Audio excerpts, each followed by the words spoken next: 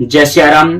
इस बार की नवरात्रि बहुत ही विशेष है। क्या विशेष है, इसके काफी सारे उदाहरण वीडियो के बीच बीच में दूंगा, तो वीडियो में अंत तक बने रहिए। साथ ही हमको इस नवरात्रि में व्रत, उपासना, जाप, पूजन, पाठ किस प्रकार से करना है, कलश स्थापन करने का समय क्या रहेगा, कलश स्थापन कब करना है, कैसे करना है, किस प्रकार से करना है, और अगर आप सभी विशेष फलों की प्राप्ति चाहते हो तो आपको क्या करना है, क्या नहीं करना है, इन सभी के बारे में इस वीडियो के जरिए से बात करेंगे, तो वीडियो में अंत तक बने रहिए। तो पुनः जय श्री राम प्रिय बंधुओं, मैं पंडित कुलदीप मिश्रा शास्त्री स्वागत करता हूं आप सभी का आपके ही अपने YouTube चैनल में। तो सर्वप्रथम आप सभी को हिंदू नववर्ष 2081 कलयुग नामक संवत्सर की हार्दिक शुभकामनाएं। हमारा हिंदू नववर्ष चैत मास के शुक्ल पक्ष की प्रतिपदा तिथि से ही आरंभ होता है। तो जितने भी हिंदू होकर के अपना हैप्पी न्यू ईयर, अपना नववर्ष 1 जनवरी को मनाते हैं, तो वह सभी 1 जनवरी को नववर्ष यानी हैप्पी न्यू ईयर ना मना करके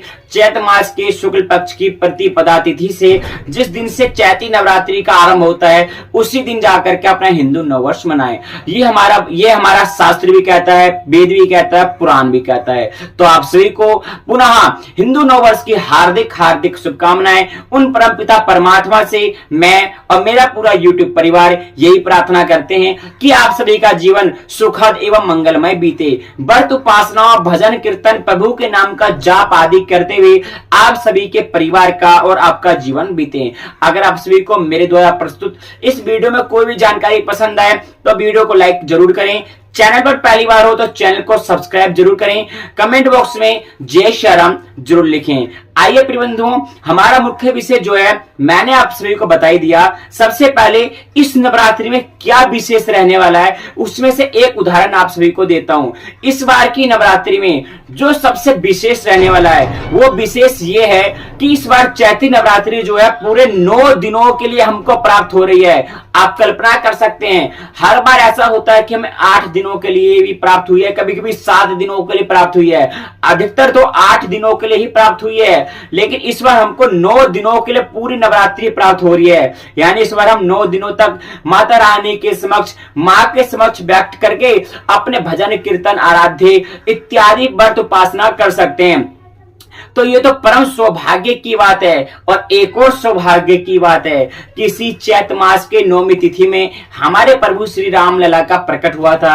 हमारे राम लला प्रकट हुए थे और इस बार राम मंदिर के उपलक्ष्य में राम मंदिर भी बन चुका है। तो ये तो सबसे बड़ा सौभाग्य की बात है।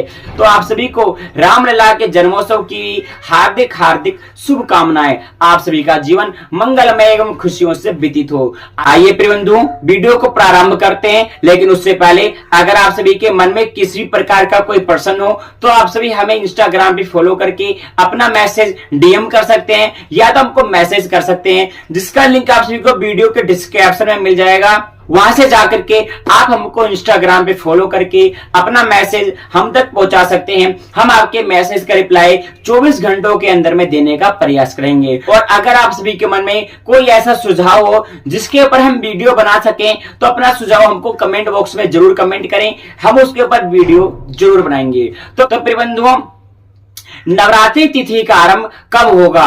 तो चैत मास के शुक्ल पक्ष की प्रतिपदा तिथि से ही नवरात्रि का आरंभ हो जाता है। वर्ष में 4 बार नवरात्रि आती है, 2 प्रकट नवरात्रि होती है और 2 गुप्त नवरात्रि होती है। इन सभी के बारे में किसी और वीडियो में बात करेंगे, लेकिन आज की वीडियो मुख्यतः चैत मास की नवरात्रि के बारे में हम बात करेंगे। तो चैत मास के शुक्ल पक्ष की प्रतिपदा तिथि से नवरात्रि का आरंभ हो जाता है। तो इस बार नवरात्रि तिथि का आरंभ 9 अप्रैल मंगलवार 2024 से प्रारंभ हो करके 17 अप्रैल 2024 तक रहेगी। और अगर आप सभी इस बार नवरात्रि का व्रत 9 दिनों तक करना चाहते हैं तो आप सभी नवरात्रि का व्रत भी कर सकते हैं। और आप सभी इस व्रत का पारना, यानी कि आपको इस व्रत को कब खोलना है, तो बहुत लोग क्या करते हैं, नवरात्रि का पारना 9वीं तिथि में ही कर लेते हैं या 8वीं तिथि में ही कर लेते हैं।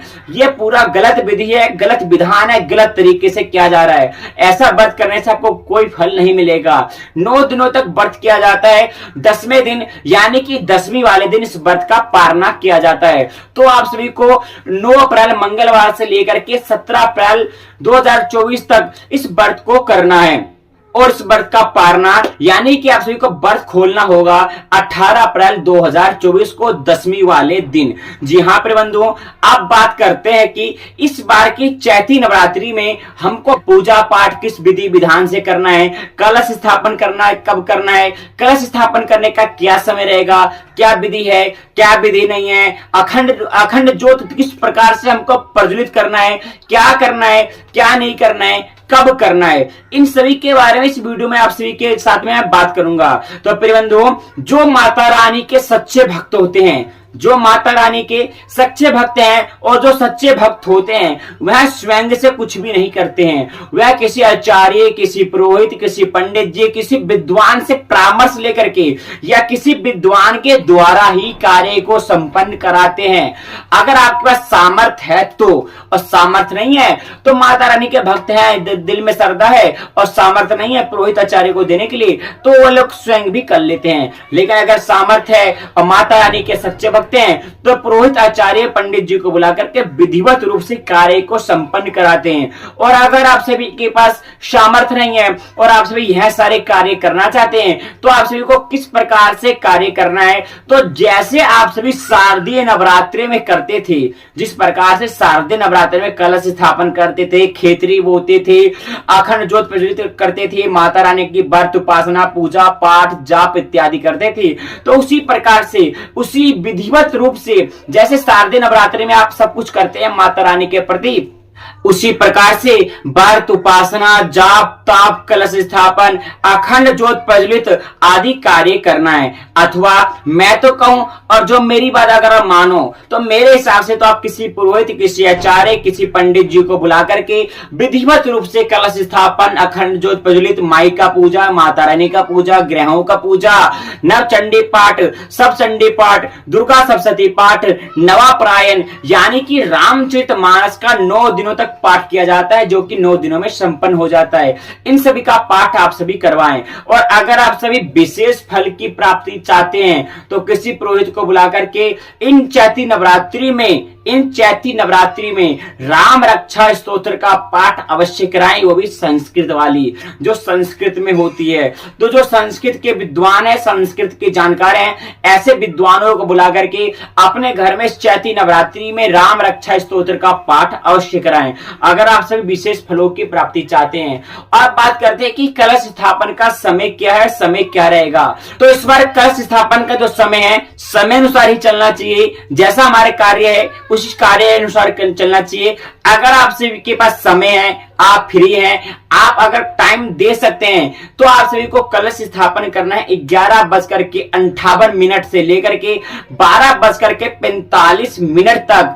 इस बीच में अभिजीता मुहूर्त रहेगा। तो अभिजीता मुहूर्त में अगर कलश स्थापन किया जाता है, अखंड ज्योत प्रज्वलित किया जाता है, तो उसका विशेष फल प्राप्त होता है। तो इस समय पर आप कलश स्थापन जरूर करें। और अगर आप सभी के पास समय नहीं है, नौकरी ऑफिस ड्यूटी इत्यादि करने वाले हैं, तो आप सभी ब्रह्म मुहूर्त में भी कलश स्थापन करके अखंड ज्योत प्रज्वलित करके माता रानी की पूजा पाठ कर सकते हैं।